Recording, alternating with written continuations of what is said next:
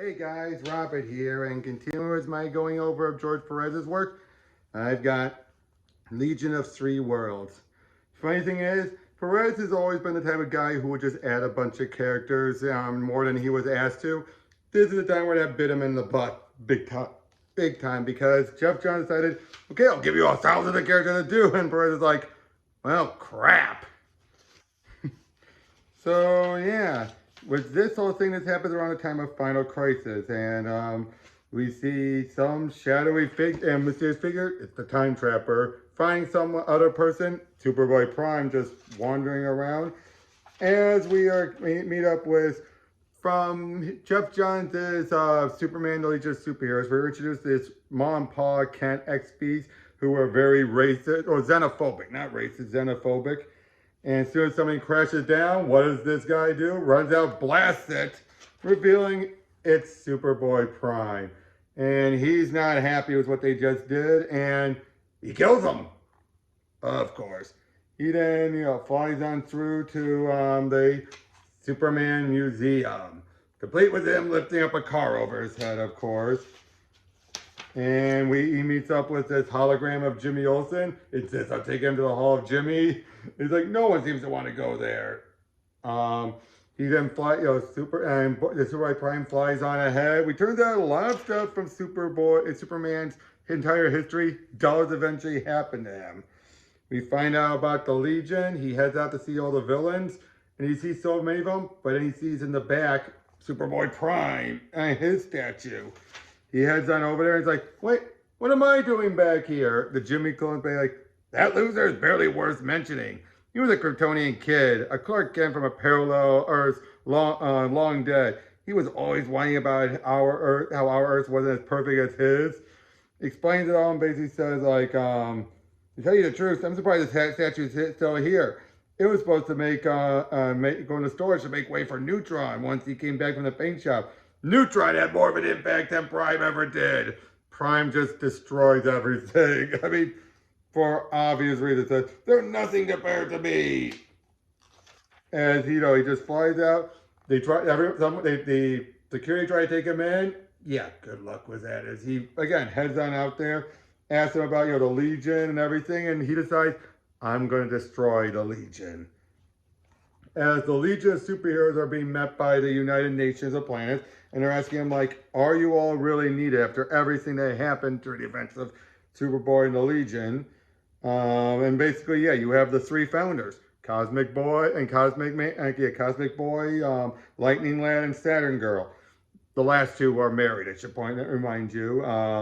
Meanwhile, in the Phantom Zone, you see a bunch of the other Legionnaires are going through, and they're trying to find Mon-El and bring him forth, and save him. With Brainiac barking orders to him and everything. And sure enough, once he's there, they give him his lead poisoning cure, and he's good to go. For a brief moment, Zod almost makes it through. He doesn't, thankfully.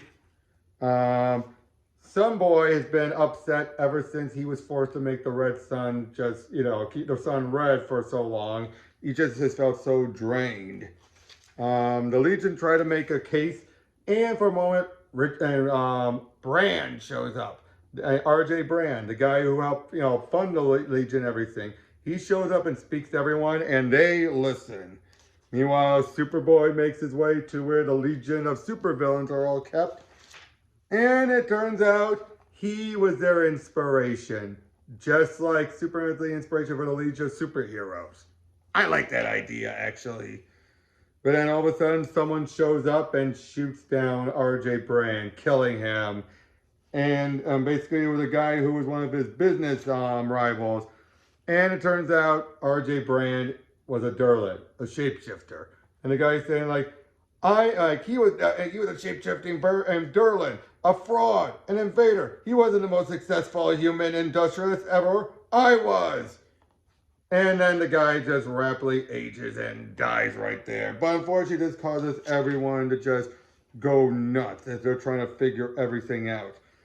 And, well, the Legion are trying to figure out what to do about this. It's a disaster. What do they do? But then eventually they send word to Superman and they're pulling him forward. This happens after Superman Beyond, by the way.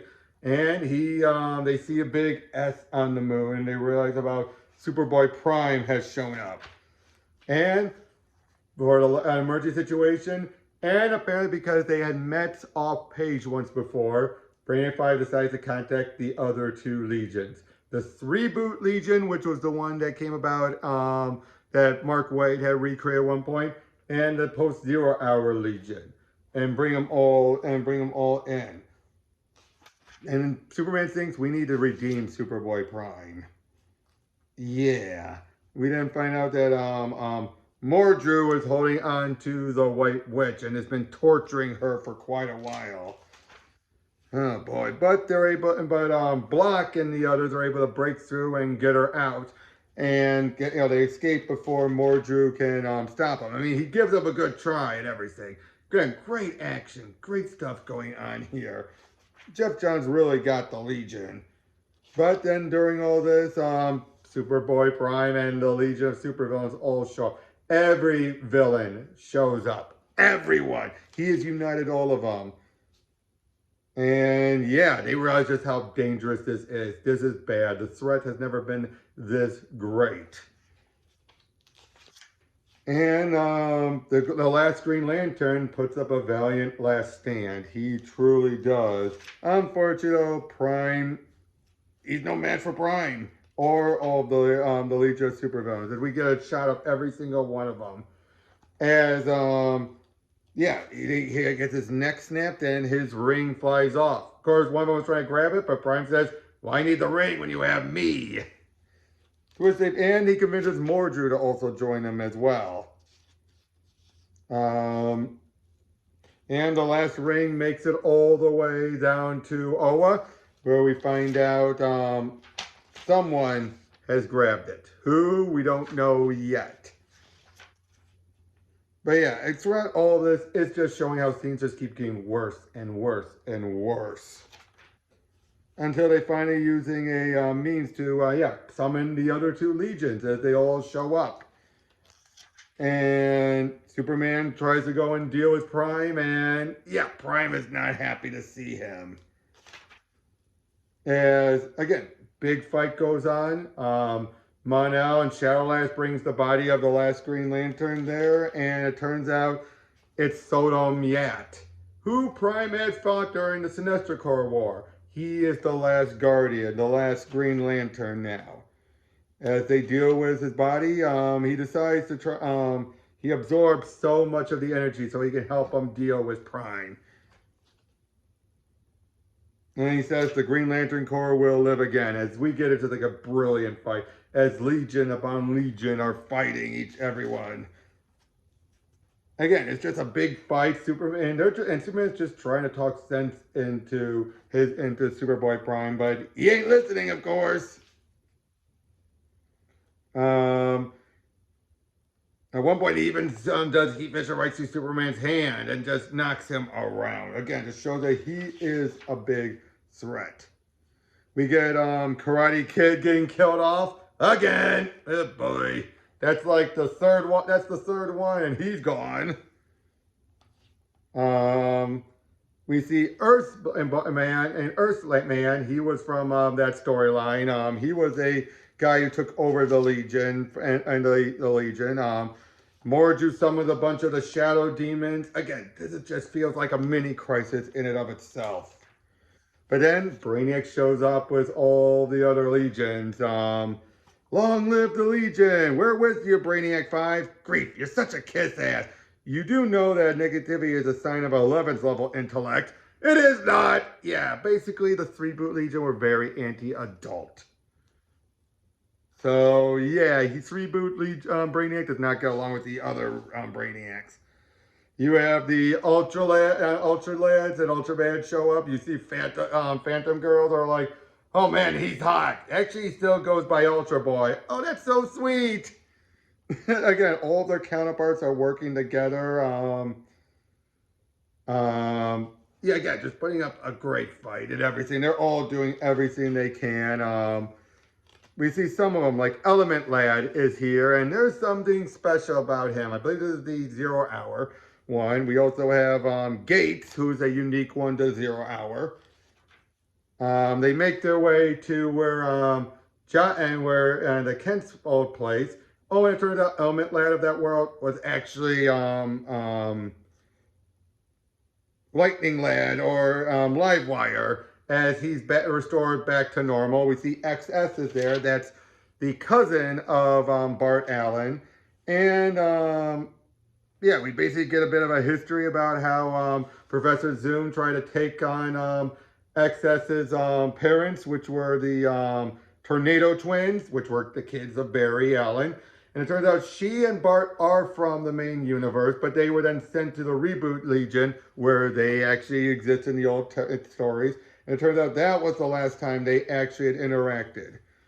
Superboy Prime realizes something's going on. They're trying to bring him back.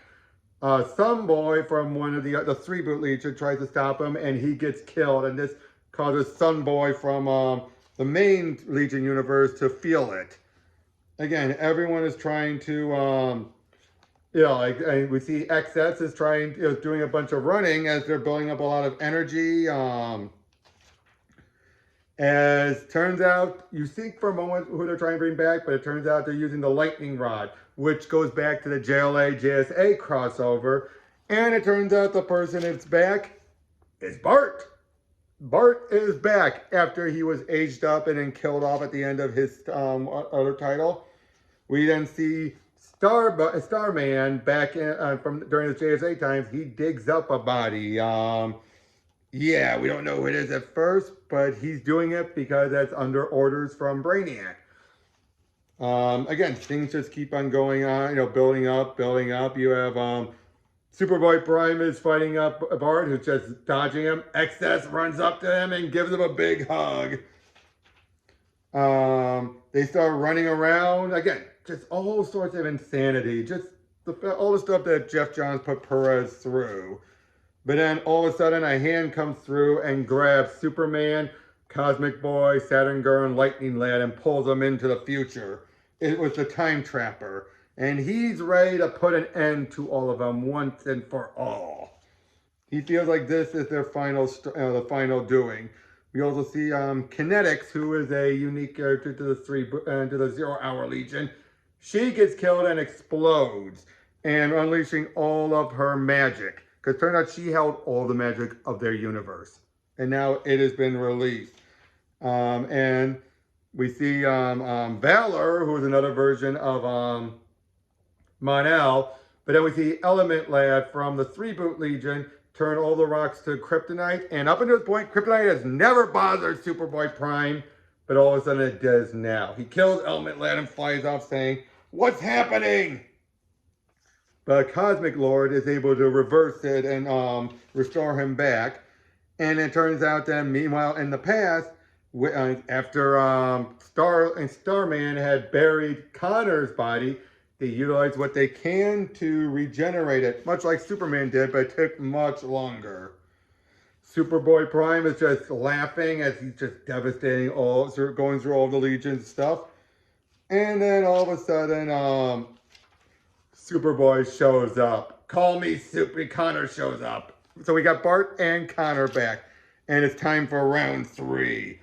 As Superman and the others deal with the Time Trapper, he rips open his cloak and finally revealing the Time Trapper is somehow Superboy Prime. What? There actually is an explanation for that. Connor and Bart show up. They team up again. They go fight with everyone just starts showing up and they start flying in to deal with Prime.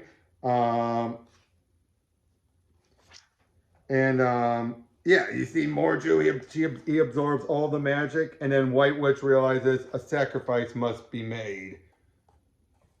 But then all of a sudden, though, in the present day, Superboy Connor zaps Superboy Prime and adding on to his S, which the mark then appears on Time Trapper, which Brainiac Prime then says, I always theorized that he was a sentient paradox, always changing. That when our present changes, our time changes, his identity always changes, which explains why at one point he was Cosmic Boy in the future, among other things. So this is a case where it became Superboy Prime. And thanks to being at the end of time, They call for so many other Legionnaires from different points, different alternate points in history, and they all show up. We see White Witch grab onto Mordru and absorb him, and she becomes the Black Witch. Then, once they finally all attack the Time Trapper and knock him out, they bring him back to the present day, where Superboy Prime sees him and is charging right at him, and he's like, we should work together. Don't tell me what to do. How could I have been this stupid? No, don't touch me. As he punches the Time Trapper, sending him disappearing as he's undone in the artwork. Everyone seems to celebrate what's going on. They deal with the rest of the Legion. Superman is Greg Connor is alive again. And we then see on Earth Prime, Superboy Prime shows up, goes to his family, and yeah, they know everything from all the comics. This is something that the Secret Origin story during Dark Knight's Death Metal will do differently. Here they remember everything and it's punishment. In that one, they don't remember anything and it's a reward. And we see everyone's, we're dealing with everything, mourning the dead. Another Karate Kid is formed. The Green Lantern rings are sent out. Some boy feels glad. We don't know what's going to go on with Black Witch. And again, everyone, and they're ready to send all the other legions back to their world. With a great big, long live the Legion. Brainiac says, I need to go get a haircut. Because he's been teased about how he's let his hair grow out. Superman brings Bart and Connor to meet up with the other Titans. Meanwhile, Superboy Prime is ordering his parents around saying, I'll teach him, as he types in, goes on the online message forums while his mom's making him a cheese sandwich. And that's the end. And this, like I said, this felt like a mini crisis. This was so good. This was phenomenal. Like, while Final Crisis felt like a Morrison thing, this felt like a close enough thing to an actual crisis. This is right up there with JLA Avengers as some of my favorite Perez work. Maybe not one of my favorite Superman stories, but it is still damn good. And it paid off a lot of plot points that Geoff Johns had built up, and Perez really nailed it. Now, unfortunately, it led to a lot of delays because of how much artwork Geoff Johns had given him, but still, well worth it, and one of his great final works. Tune in next time as I go over a project that took over decades for him to complete, the new Teen Titans games. See you then.